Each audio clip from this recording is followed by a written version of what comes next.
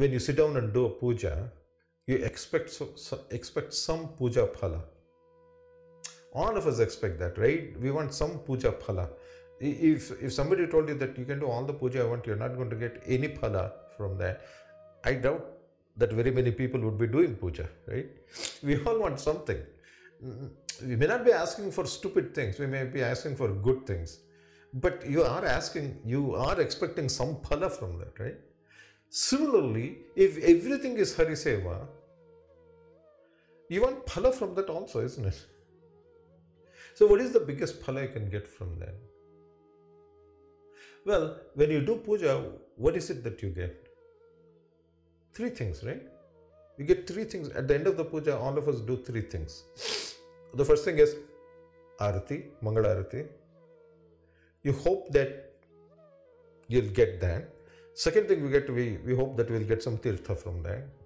Nirma, some Teertha from that, right? And the third thing, we will get some Prasada from that. Those are the 3 things we expect, isn't it? Like, it'll be kind of bad if you get just one thing. Suppose somebody doesn't give you MangalArati, they don't give you Teertha, they just give some Prasada and say, okay, well, it's better than getting nothing, but there is a progression there, and I want to follow that progression. I take Aarati first, then I take Teertha second, and I take Prasada next, isn't it? Similarly, if everything is Hariseva, if everything I do all day long is Krishnarpana, if it is, or at least if that's the goal, then what is the first thing I should expect from that? Just like when you sit down and do puja, you do MangalArati. Why are you doing MangalArati? Well, you're doing MangalArati because the thing that you cannot see, you're hoping this Arati will make you see something that is not visible, right? That's why you do MangalArati, right? And then if you take, so the thing is the energy that you are getting from that. The first thing, very first thing, the energy, first thing is it reveals the presence of Bhagavanta, which you cannot see without the Arati. That's why we do Arati, right?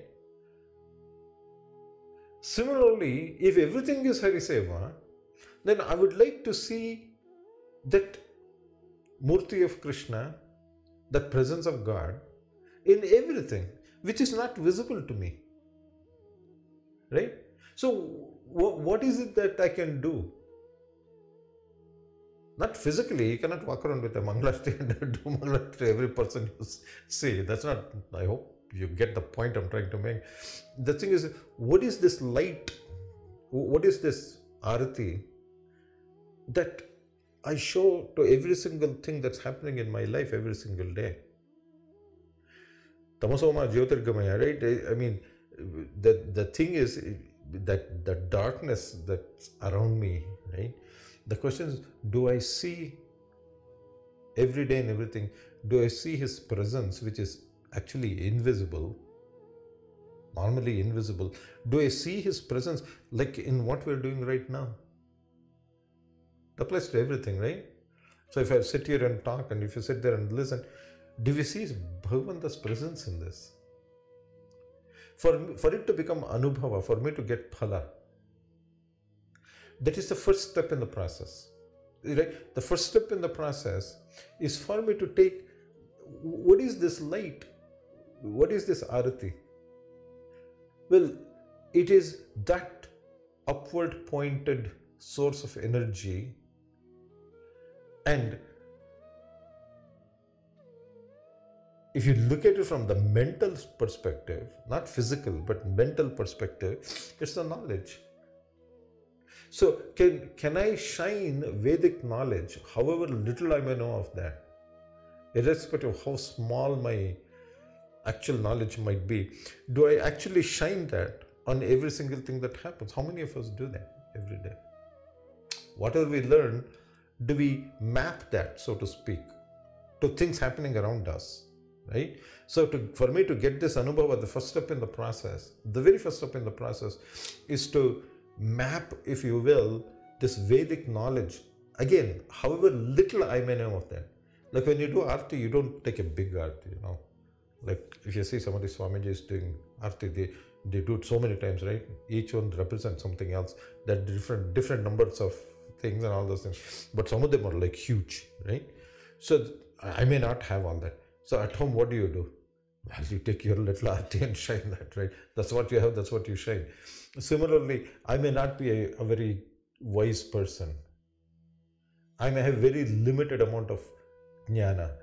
But whatever it is, however little I may have, if I can take that and shine that on every single thing that's happening around me, then the first anubhava that you get is his presence in every single thing that is happening, to start with. The next step, then I want Teertha. By the way, that energy that I got from the Aarati is good for what? Well, it's good for your mental plane, if you will, right? That kosha, that mental plane is good for that. So immediately you feel good because you see his presence and everything. You see his actual presence in every single thing that's happening, right? So straight away you feel good, because how can you not feel good? Just like when somebody is doing Aarati, when you see, Krishna's Murti or something like that, I don't think anybody who feels bad, you see that you feel good. So similarly, if you see Krishna Murti in every single thing that is happening around you, why won't you feel good? Of course you'll feel good. Second thing, this Teertha, what is this thing? What does it have in there? At the very least, it'll have tulsi in that, isn't it? Forget about other things, you can put a lot of other things, but at the least it should have Teertha in that, tulsi in that Teertha. And then it has been, you do abhisheka to, it may be a salagrama, it may be a murti, whatever. So the next thing I should do is, when I see that presence of Bhagavanta in the things around me, right? Then I have to take this Teertha. Teertha is what? That is the rajasic component of my expectations and what I do, right? That I pour it on them, right? So if I can pour my expectations, my wants, and because we all want all these things, right? So if I can take that and actually do abhisheka to that murti that I saw when I did the Aarati, and what comes from that is what I take. That is second stage in the anubhava, isn't it? That's the step 2 in the anubhava. How does that help me? Well, it helps me in the pranamaya kosha. That is how you get energy. You get tremendous energy. Wherever we walk around, just our very presence should create good energy. Just presence. People should feel good. And in every little thing, even strangers, total strangers, should be able to feel that energy. It's not me. It's the energy that is associated with this anubhava that I got by seeing Bhagavanta's presence in this universe and every single thing that is happening around me, and me taking the trouble to do abhisheka to that. With tulsi, by the way. That medicinal component is very important. So my pranashakti now not only got enhanced, but it also got purified. It's not just energy. It's not just having a lot of energy. It's having a lot of good energy. Because you can also have a lot of bad energy. As soon as you walk into a place, people, they feel bad. We don't want that. And the Teertha will never do that to you, will it? You can take any water. See, when you just drink water, especially traveling in India, people are drinking from bottles and all these things, right? But thing is, you take any water, you put tulsi in that, right? And you do abhisheka, you take the Teertha, nothing's going to happen to you. Nothing is going to happen to you. Similarly, nothing bad will happen to me energy-wise if only I do this abhisheka and that is what I consume. I'm going to consume that anyway. You're going to drink water. You're going to be getting involved in rajasic things anyway. If only I do this, instead of just drinking water, I drink Teertha. Right? What a huge difference, man. Seriously, what a huge difference. And these are not just concepts. There's actually doing it, attempting to do that. Maybe I'll succeed 1% of the time, 2% of the time. But if I don't even have these concepts in mind, where is this question of anubhava? And thirdly, this concept of prasada, naivedya, nivedana. You were saying something about naivedya. No, it's not Tamil naivedya. It's Sanskrit nivedana. I didn't say anything at that time because I thought, okay, let him enjoy his Tamil thing for a second. but in reality, it is nivedana. Right? So that is completely offering to Bhagavanta. Right? So whatever comes, whatever I got, that I'm going to consume, and that's how I'm going to live. That's going to fill my stomach, right? So all of those things, like if I don't get paid at the end of the month, what am I going to eat? Right? And this is true for all of us, isn't it? We have to get money from somewhere. So the thing is that you may say, oh, I work here, we are sitting in your place of work right now. You come here, you do your stuff for 8 hours, 10 hours, whatever. You go somewhere else, I go somewhere else. We all go somewhere and do something. All of us, right? So whatever that we do to earn that thing from which we eat physically, the thing is that thing, it may get transferred from bank to bank or whatever, but the thing is, that is what I'm getting, that I consume, isn't it? Whatever I consume, it need not be just food. Whatever I do, whatever I consume, wouldn't it be nice if that too is prasada? That also is Hari Prasada. Right?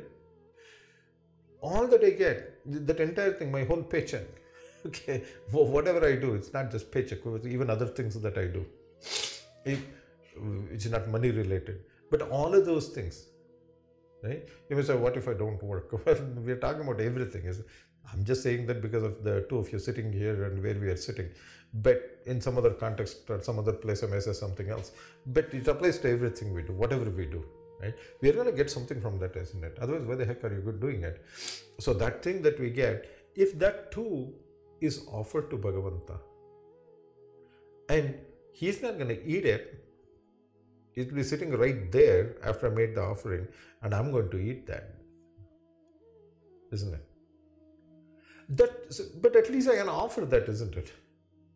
Which means that what do you mean by offering? Well, the thing is, why are you doing this? Only as Hari Seva. Like I was telling both of you yesterday, why am I sitting here in India? Because whatever I'm doing is what Sri Rama told Vibhishana in Ramayana. That's the only reason I'm sitting here, right? He said, go do this. Well, how am I different? That's what Ramachandra said, that's what I should do, right?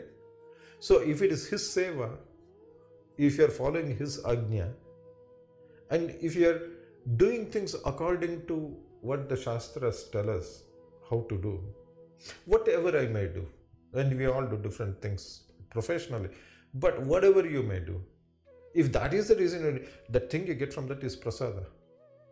And that too is a different anubhava. There's a difference between eating, like you're talking about pongal. I can go to Woody's like I did this morning, sit there and eat pongal.